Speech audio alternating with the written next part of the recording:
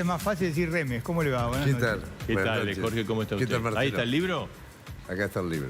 Bueno, 115 días para desarmar la bomba que le dejó... De aquella época. Ahora hay otra. Ahora hay otro, pero en cuotas. Ahora vamos a hablar de la perspectiva. ¿Qué siente cuando ve lo que está pasando? Y siento tristeza. De alguna manera, todo el esfuerzo que se hizo en aquel momento, poco a poco se fue diluyendo y bueno, ya hace 12 años que no crecemos y la pobreza es 40%. Yo creo que se ha perdido una oportunidad muy grande, ¿no? Porque en aquella oportunidad, me refiero al 2002, pretendíamos ir organizando una economía normal, como la que tienen los países que crecen, los países que mejoran la situación social, que baja la pobreza. Y de hecho, cuando nosotros implementamos todas las medidas, en marzo, abril comenzamos a crecer y a fin de año, sin ningún control de precios, teníamos estabilidad de precios, porque la inflación era del 3% en el último trimestre. Y cuando asume Néstor Kirchner, el país ya crecía al 8% y la inflación era el 3%. Y después, con los años, viene el aumento de precios internacionales, la economía sigue creciendo, pero poco a poco, lentamente, aquellos pilares de los superávit gemelos, el equilibrio fiscal, el tipo de cambio competitivo se fueron perdiendo y entramos en más de una década con estos problemas. Y lapidamos la situación. Absolutamente, porque incluso llegamos el gobierno de Cristina. Sí, incluso llegamos a tener 45.000 millones de dólares de reservas. Y ahora no tenemos reservas y tenemos de alguna manera problemas semejantes en lo que es precios relativos clave como el atraso cambiario, tarifario. Pero es triste porque podríamos haber seguido con aquellos lineamientos y hoy día estar en una situación más holgada, más cómoda. Jorge, ¿no? ahora, digamos, estamos en campaña electoral, estamos en periodo presidencial de elección presidente, se está debatiendo fuerte el tema de la dolarización. De hecho, Sí. Milei, ahora después le vamos a preguntar, él es un impulsor. ¿Usted lo ve como algo factible, la dolarización, en la Argentina? A ver, este es un tema que en Argentina se planteó en el 98 y luego cuando yo asumo en el ministerio hay muchos o varios sectores que pretendían que dolarizáramos. Y nosotros nos opusimos porque queríamos construir una economía, llamémosle normal, parecida a la de los países que funcionan bien y que crecen. Yo creo que... ¿Y por qué se opusieron? Nos opusimos porque con la dolarización uno pierde el instrumento cambiario, el instrumento monetario. Deja de tener política monetaria y política cambiaria. Y yo creo que para un país en desarrollo como el nuestro se necesita disponer de todos los instrumentos de política disponibles. En segundo lugar, uno queda expuesto a la evolución del dólar que depende de lo que haga Estados Unidos desde el punto de vista geopolítico, como además del crecimiento de la productividad de Estados Unidos. Si uno analiza, por ejemplo, la relación dólar-euro, sube y baja. Claro. Y nosotros quedaríamos expuestos Ahora, a eso. Remé, llevándolo a un plano muy familiar, ¿qué pasaría con los precios en la Argentina y con los salarios si usted dolariza? Bueno, ahí hay que ver a qué nivel se dolariza, digamos, cuántos pesos por dólar. Pero además... Si no hay una disparada de precios y una caída de No salarios. necesariamente, no. Y además se requiere una cantidad de dólares para cambiar los pesos por dólares y tener algún tipo de acuerdo con la Reserva Federal. Pero yo sigo pensando que debemos procurar hacer lo que hacen los países exitosos. Y ahí viene, en una parte del libro lo destaco, el rol de la política. Porque en el fondo lo que nos pasa es culpa de la política. ¿Por qué? Porque la política se prepara para gobernar, para legislar, nombra a los jueces, administra el Estado. Y si tenemos los problemas que tenemos, no es por una cuestión de instrumentos económicos, porque si el resto del mundo puede avanzar, ¿por qué no nosotros? Entonces, yo creo que ese tipo de discusiones son previas a las consideraciones económicas. Siempre la política... O sea, una política fuerte y una política de consensos para hacer cambios. Yo creo que es necesaria una política de consensos, pero con la grieta que tenemos la cosa es difícil. Claro. Digamos, nosotros pudimos hacer lo que hicimos en 60 días porque hubo un acuerdo de Duhalde y Alfonsín, que fue el día 31 de diciembre del 2001, para salir de la convertibilidad lo más ordenadamente posible. Ese fue el acuerdo. Y se cumplió a rajatabla. Si no es posible hoy hacer... Porque en aquella oportunidad el peronismo y el radicalismo eran los dos partidos grandes. Sí. Ahora esos partidos se han ido diluyendo o fueron cooptados. Y hay nuevos actores. El Frente de Todos, Cambiemos. Y yo creo que si no se logra un consenso, porque es muy difícil por la grieta, el que gane lo que tiene que hacer es acuerdos con partidos más chicos de forma tal de tener mayoría en el Congreso. Y poder llevar adelante la política.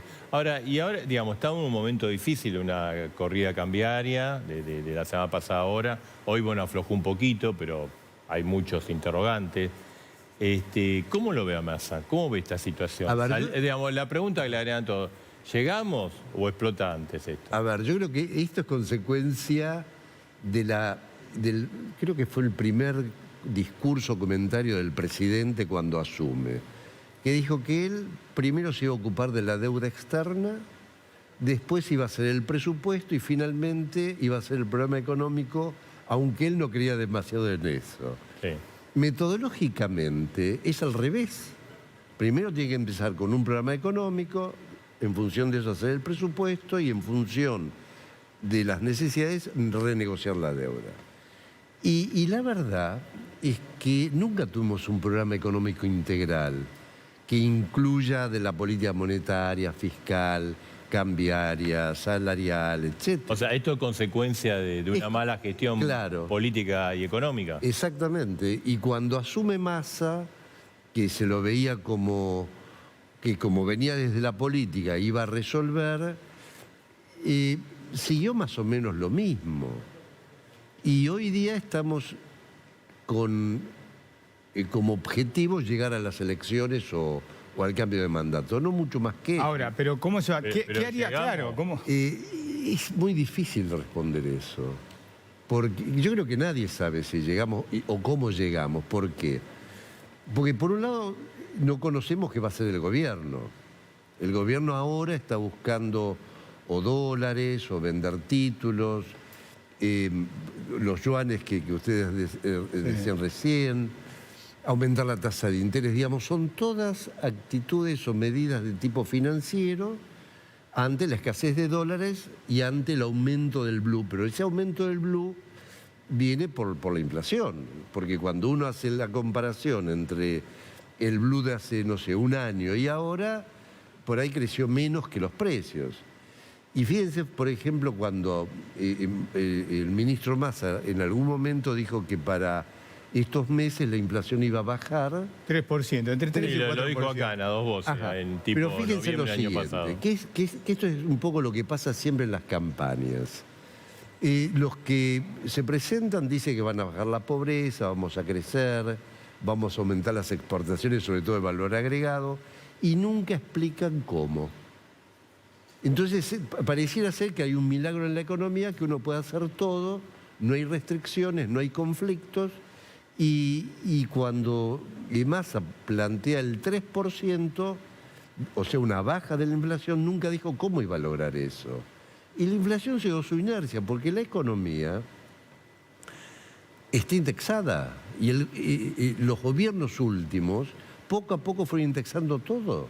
Entonces, si todo está indexado por la inflación pasada, explíquenme cómo va a bajar la inflación. Ahora, Remes, vamos a suponer, todos queremos que lleguemos, Obvio. todos queremos, llegamos. Y el que viene atrás, el que viene después, ¿qué va a hacer con todo esto? A ver. Explota todo, como dice Marcelo, es una bomba esto. A ver, yo no soy partidario de los que dicen cuanto peor mejor, porque hay gente de por medio. Para mí lo mejor es no empeorar, digamos, y llegar. Ahora, ¿qué es lo que va a hacer el próximo gobierno? Bueno, depende. ¿Quién gane las PASO y quién gane la general? Hay gente trabajando en distintos partidos, pero lógicamente no van a decir qué es lo que van a hacer. ¿Y usted qué haría? Porque usted agarró una situación... No, a ver, a mí me pasó lo mismo. Nosotros trabajamos 3 años en el programa. 3 años. El primero porque pensábamos ganar, para la elección del 99 que perdimos. Después seguimos trabajando.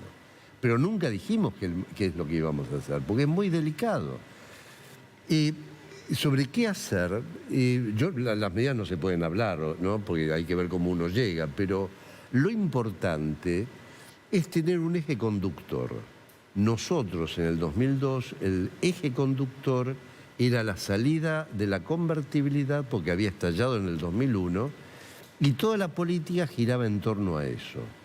Yo creo que el próximo que venga tiene que tomar como eje ordenador el control de la inflación. Porque con inflación no se puede mantener el O sea, como prioridad es esa. Exactamente. Y alrededor de eso, ver qué política fiscal, monetaria y de precios relativos vas a plantear. Ahora, muchos dicen, bueno, claro, tenemos el dólar de casi de 500, ¿no? Pero tenemos el dólar oficial que está a 2... si la mitad... 22, 2.24, algo así. Una cosa así. Dice, bueno, ese dólar no, hay que devaluar. Hay que devaluar, aumentar tarifa, hay que sincerar los precios. ¿Hay que hacer eso? A ver, yo creo que para... tanto en la época de Cavallo como en la época de Surruil, previamente hubo un reacomodamiento de precios relativos y después lanzaron el programa de estabilidad. Claro. Nosotros hicimos algo parecido. Lo que sucede es que en nuestro caso lo que estaba atrasado era el dólar y no las tarifas. Y los salarios se habían deteriorado en los últimos años, pero no al nivel este. Entonces, hay que hacer un equilibrio complicado, pero sí. La economía... Sí que hay que devaluar. Se está devaluando, ¿no? Todos los días. Hoy aumentó el nivel de devaluación. Pero todas las devaluaciones que han habido del oficial quedaron por debajo de los precios. Y fijémonos, por ejemplo, que lo que más exporta Argentina sigue siendo productos primarios. Se ha primarizado la exportación, han bajado los productos industriales y lo que uno pretende para aumentar el empleo es que participen los sectores del campo, la minería, pero también los sectores industriales. Y si no tenemos dólares, y si las exportaciones están estancadas desde hace 10, 12 años, por algo es. Yo entiendo, se perdió competitividad.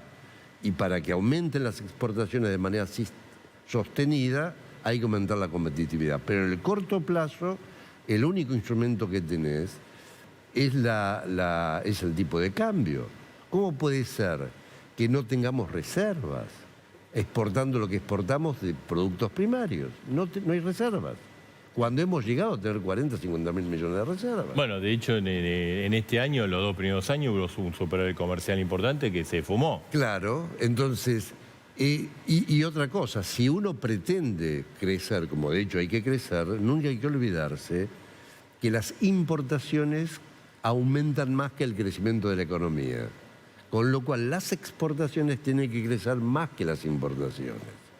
Y con estas diferencias cambiarias, más la brecha que genera un incentivo a evadir, eso hay que cerrarlo, digamos. Ahora, Remy, usted dice, bueno, acá clave la fortaleza política, ¿no? O el plan político, ustedes hacían mención y en el libro del acuerdo Alfonsín Duhalde para llevar adelante esa salida a convertibilidad que fue algo muy difícil. Hoy el problema es que hay grieta, pero además que dentro del partido gobernante o el frente gobernante se tiran con cascotazo, no de hace 2 días, de hace 2 años. Bueno, eso ha debilitado y obviamente se diluyó el poder. Hay un enfrentamiento de Cristina con el presidente, Massa que está cabalgando entre los dos, por ahí más inclinado hacia Cristina, no lo sé. Pero cuando uno hace un programa económico para que sea exitoso, tiene que tener la anuencia del presidente y del partido gobernante y del Congreso. Porque si uno no tiene mayorías en el Congreso y no tiene soporte político, es muy difícil implementar un programa económico. Ahora, Remes, da la impresión que algún soporte interno tiene Massa, porque Cristina lo banca. La Cámpora mira para el kirchnerismo, mira para otro lado, pero lo banca también porque lo banca Cristina. Alberto lo banca. ¿Qué es lo que le está pasando a Massa? ¿Qué necesita? ¿Por qué no puede salir adelante? Bueno, lo que pasa es que primero necesita un programa económico. Está bien, pero ya no hay tiempo de armar un programa. Ya no hay tiempo. Ahora, lo único que puede hacer ahora es flotar, buscar algunos dólares para evitar que el blue siga subiendo y no mucho más. Es muy lamentable, pero la dilución del poder... Decir flotar es raro, ¿no? Flotar con el agua acá. Y bueno, pero peor es un estallido. Sí. Acá hay una diferencia también con el 2001, que en aquella oportunidad explotó. En 2 meses, cuando se pone el corralito, se declara el tifo de la deuda, la bancarización obligatoria, explotó. Y ahí la gente tomó conciencia y sobre todo la dirigencia, recuerden el eslogan de la época, ¿no? Váyanse todos, que no quede ninguno. Ahora venimos explotando gradualmente. Y es como que uno internaliza que hay 40% de pobres, lo cual es un horror, una barbaridad. Y es como que dice 7%, si baja a 6,5 mejoramos. Como ustedes decían con el dólar, llegó a cerca de 500, sí. Ahora bajó un poco y hay alivio. Respiran. Y nos vamos enterrando, ¿no? Jorge, bueno, acá está el libro que es su experiencia en el Ministerio de Economía y en ese momento tan difícil. Usted dijo, un eje es la política, la fortaleza política del plan. ¿Y otros ejes claves cuáles fueron? Y el otro eje, si te referís a aquella época, fue tener un programa económico integral y con las medidas ya redactadas. Nosotros el día 3 de enero presentamos en el Congreso de la Nación el programa, la ley de emergencia y después la reforma del Banco Central. El acuerdo, el plan y después a otra cosa muy importante es la unicidad de la política. No puede ser de que haya diferencias entre el ministro de Economía y el presidente del Banco Central. En mi época, Blecher y Piñanelli, que era el presidente y vice, participaron de la reunión de gabinete. Tiene que haber unicidad. No puede ser, como hubo en alguna vez, que uno definía el tipo de cambio, el otro el salario, el otro la tasa de interés, el otro la tarifa. Creo que ahora se define, pero es como... con fotos se define todas. Sacan la foto, estamos unidos. No, claro, pero eso no va. Entonces tiene que haber unicidad y apoyo político del partido. Le quiero hacer una última. Ahora vamos a hablar con Javier Milei, que bueno, que él plantea la dolarización. Por lo que usted marcó 2 cosas que son 2 críticas que le hacen a Milei, que después le vamos a preguntar. Una es decir, bueno, si él gana, no va a tener el apoyo político, no va a tener mayorías en el Congreso. Bueno, a ver. Y entonces no lo puede llevar. Y la otra, ¿usted lo ve como una solución mágica a la dolarización, más que como una solución real? Supongamos que gane por mucho, nunca va a tener mayoría en el Congreso, pues se renueva la mitad, digamos, ¿no? Pero hay que ver qué alianzas se hacen. Eso yo no lo conozco, eso lo tiene que responder Milei. Claro. Y lo otro, yo no he leído el programa, porque una cosa es decir, voy a dolarizar y con esto resuelvo todo, eso es una solución mágica.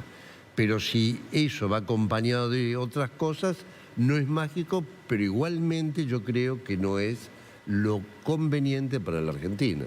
Bien. Jorge Remelikov, gracias, Gracias por... Gracias, rompió el silencio acá. Creo que la última vez que habló en televisión fue acá también. 2 años justo. Sí, 2 años, bueno, está bien. Bien, muchas gracias. No, Gracias por estar acá. Bueno...